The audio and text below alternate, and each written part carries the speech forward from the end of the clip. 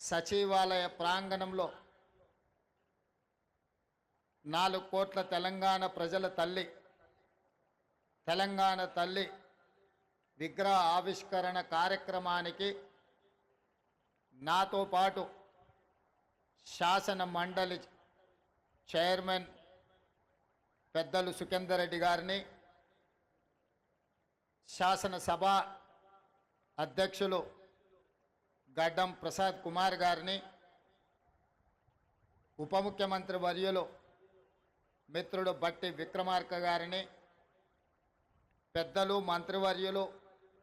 ఉత్తమ్ కుమార్ రెడ్డి గారిని, పెద్దలు మంత్రివర్యులు కోమటిరెడ్డి వెంకటరెడ్డి గారిని, పెద్దలు మంత్రివర్యులు